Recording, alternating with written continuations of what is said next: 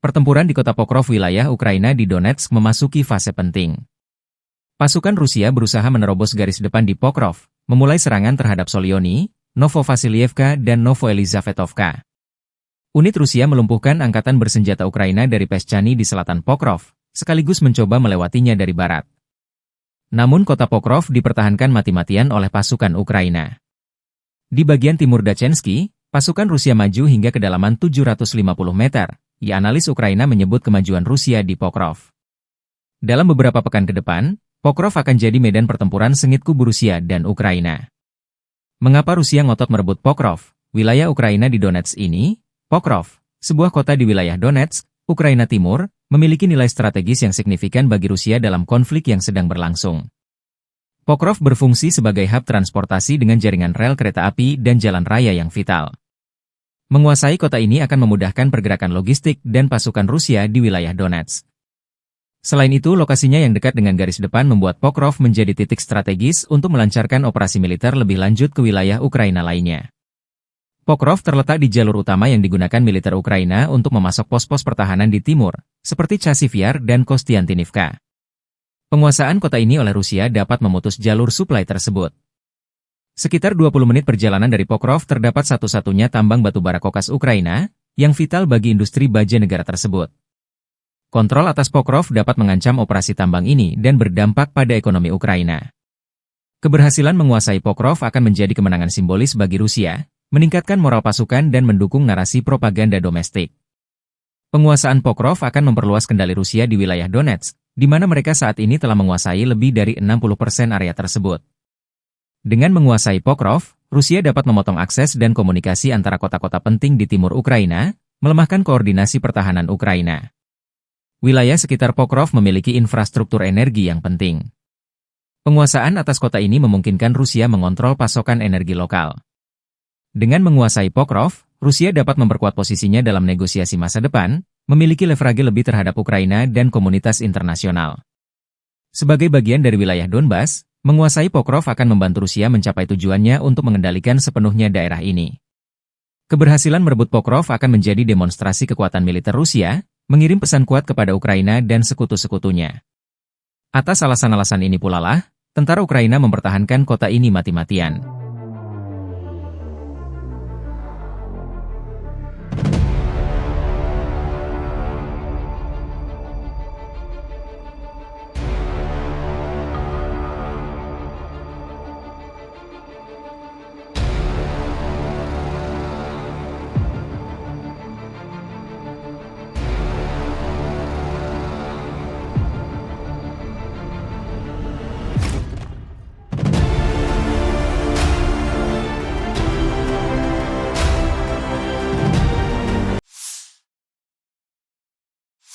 Radar perang kiriman Israel untuk Ukraina, RADA, hancur dihantam drone lancet Rusia di wilayah Nikolaev.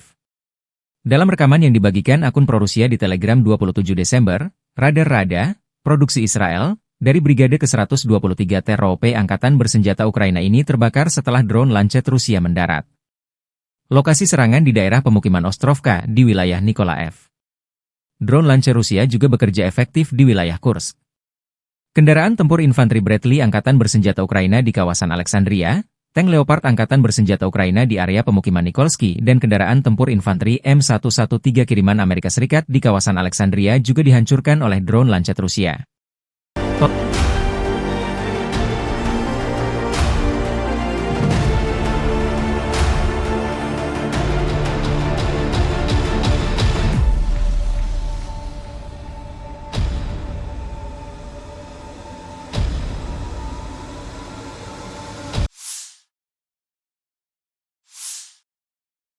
Total 171 kontak senjata terjadi di garis depan konflik Rusia-Ukraina dalam 24 jam terakhir, 27 Desember. Dilansir militer Ukraina, penerbangan, pasukan rudal, dan artileri angkatan bersenjata Ukraina menghantam 10 area konsentrasi personel dan pertahanan anti-pesawat pasukan Rusia, 1 titik kendali, 1 sistem artileri musuh, dan 1 objek penting musuh lainnya dihancurkan. Di arah Kupiansk, Rusia melancarkan 9 serangan dan dihalau. Musuh mundur ke arah Zapatny, Lozova dan Krugliakivka, Bohuslavka dan Novaya Krugliakivka. Di arah Torets, Ukraina menggagalkan 13 serangan di wilayah pemukiman di Lvivka dan Torets. Di arah Pokrovski, pertahanan kami menghentikan 42 tindakan penyerangan dan ofensif agresor ke arah Voskresenka, Mirolyubivka, Promeni, Lisivka, Zeleny, Dachenski, Novitrud, Pischany, Pokrov, Novoolenya, Vovkovo, Shevchenko, dan Novotroitsky, demikian dilansir Staf Umum Angkatan Bersenjata Ukraina.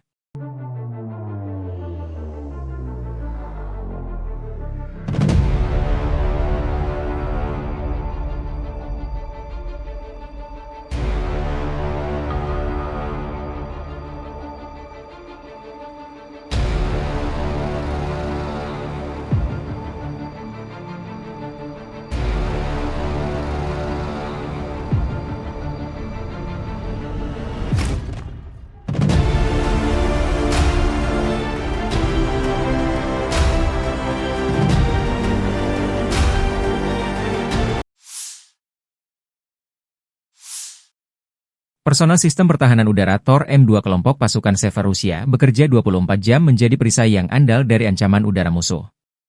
Militer Rusia membagikan rekaman cuplikan Tor M2 bekerja di perbatasan wilayah Kursk, 27 Desember. Awak Sistem Pertahanan Udara Tor M2, setelah menerima perintah tempur, segera tiba di area tersebut untuk menyelesaikan tugas yang diberikan. Setelah membawa kompleks tersebut ke posisi tempur, personel militer melakukan tindakan untuk mendeteksi target udara dan menyerangnya dengan akurat. Tor M2 adalah sistem pertahanan udara taktis terbaru. Dirancang untuk melindungi area kecil dari ancaman udara. Mampu menghadapi pesawat, drone, helikopter, dan rudal presisi. Dilengkapi radar canggih dengan jangkauan deteksi hingga 30 km. Tor M2 mampu melacak 40 target sekaligus secara bersamaan. Sistem ini memiliki kecepatan reaksi hanya 8 detik. Dapat menghancurkan target pada ketinggian 10 hingga 10.000 meter. Roketnya memiliki jarak efektif hingga 12 km.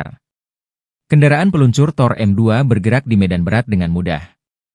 Sistemnya bekerja di kondisi cuaca ekstrim dan gangguan medan. Radar mampu beroperasi meski terkena jamming dari musuh. Tor M2 dilengkapi roket 9 M331 dengan teknologi anti-elektronik. Mampu menembak tanpa henti dengan peluncur otomatis berputar. Sistem ini modular, mudah diintegrasikan dengan jaringan pertahanan. Tor M2 semakin memperkuat dominasi Rusia di bidang militer.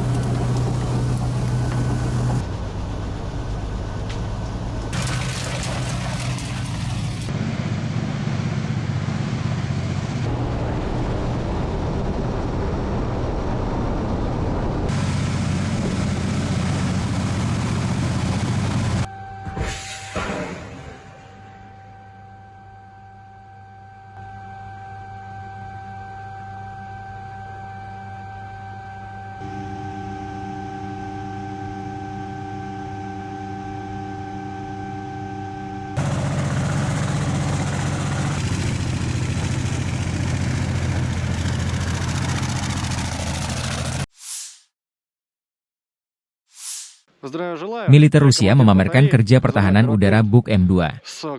Video dirilis Kementerian Pertahanan Rusia 27 Desember. Pertahanan udara ini salah satu andalan Rusia sejak operasi militer khusus di Ukraina 2022 silam. Buk M2 adalah sistem pertahanan udara mobile modern. Dirancang untuk melindungi pasukan darat dari ancaman udara. Dapat menghadapi pesawat, drone, rudal, dan bom berpemandu. Jangkauan deteksi radar Buk M2 mencapai 160 km. Sistem ini melacak hingga 24 target secara bersamaan. Kemampuan tembak efektif hingga jarak 45 km. Mampu menghancurkan target di ketinggian 15 hingga 25.000 meter. Roketnya diluncurkan secara vertikal dengan presisi tinggi. Buk M2 beroperasi dalam cuaca ekstrim dan lingkungan jamming. Waktu reaksi hanya 10 detik setelah deteksi target. Sistem radar multifungsi mempermudah identifikasi dan pelacakan. Kendaraan peluncur dilengkapi perlindungan terhadap ancaman darat. Roket Buk M2 dirancang tahan terhadap interferensi elektronik musuh. Modularitas sistem memungkinkan integrasi dengan pertahanan nasional. Buk M2 memperkuat dominasi Rusia dalam teknologi pertahanan udara.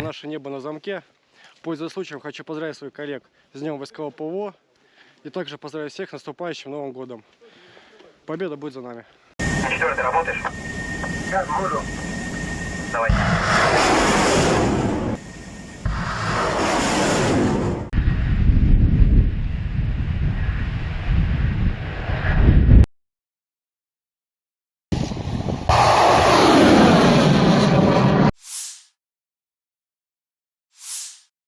Staf Umum Angkatan Bersenjata Ukraina 27 Desember melaporkan, militer Rusia total kehilangan 782.510 tentara di Ukraina sejak dimulainya invasi skala penuh 24 Februari 2022. Jumlah ini termasuk 1.650 korban yang diderita pasukan Rusia hanya dalam sehari terakhir.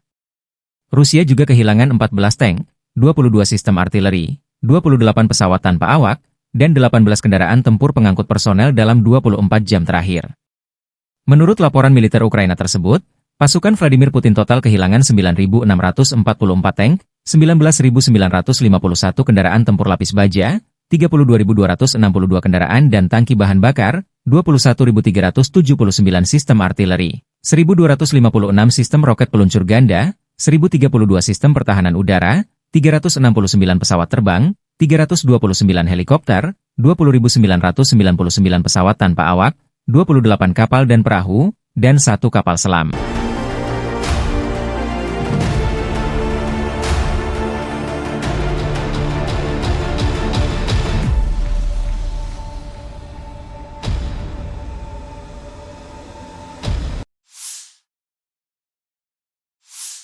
Militer Rusia 27 Desember melansir perkembangan terbaru dari garis depan operasi militer khusus di Ukraina.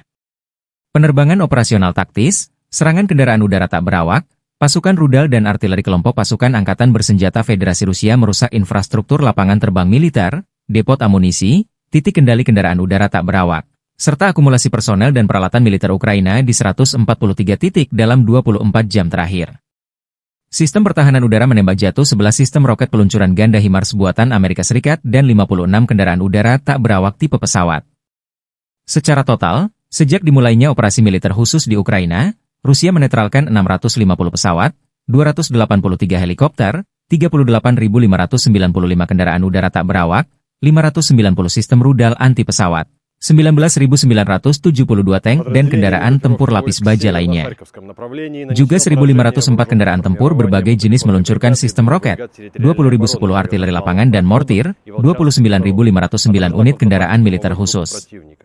Вооруженные силы Украины потеряли более 35 военнослужащих, 2 автомобиля и 122-мм гаубицу Д-30. Уничтожены 3 станции радиоэлектронной борьбы. Подразделения группировки ОС «Запад» улучшили тактическое положение, нанесли поражение живой силе и технике 2 механизированных, штурмовой, аэромобильной бригад ВСУ и 2 бригад территориальной обороны в районах населенных пунктов Ковшаровка, Двуречная, Загрызово, Ивановка, Боровая Харьковской области, Торска и Терны Донецкой Народной Республики. Отразили 5 контратак вооруженных формирований ВСУ.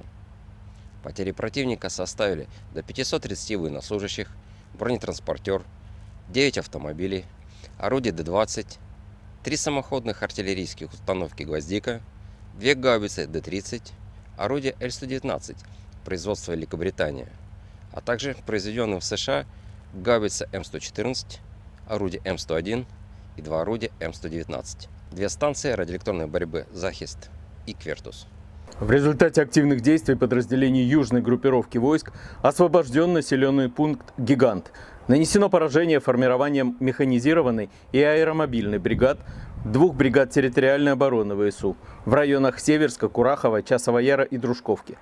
Потери ВСУ составили до 230 военнослужащих, автомобиль, 122 мм гаубицы Д-30 и 105 мм орудие М119. Оперативно-тактическая авиация, ударными беспилотными летательными аппаратами, ракетными войсками и артиллерией группировок войск Вооруженных сил Российской Федерации нанесено поражение инфраструктуре военных аэродромов, складам боеприпасов, пунктам управления БПЛА, а также скоплением живой силы и военной техники противника в 143 районах. Средствами противовоздушной обороны сбиты 11 реактивных снарядов РСЗО «Химарс», 56 беспилотных летательных аппаратов самолетного типа. Подразделения группировки войск «Центр» улучшили положение на переднем краю.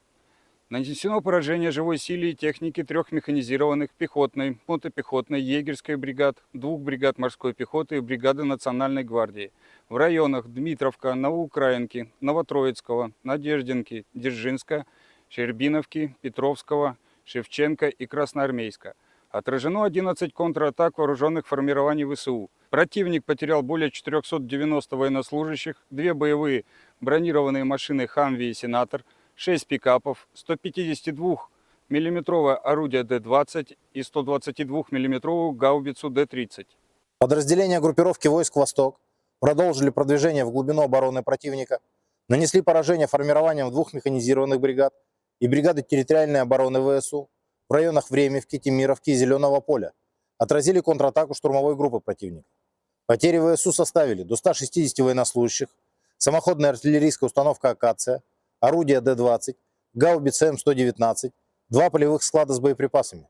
Подразделения группировки войск Днепр нанесли поражение живой силе и технике механизированной бригады и 2 бригад территориальной обороны ВСУ в районах Новоандреевки, Антоновки и Велетенского. ВСУ потеряли свыше 60 военнослужащих, автомобиль и 2 станции радиоэлектронной борьбы.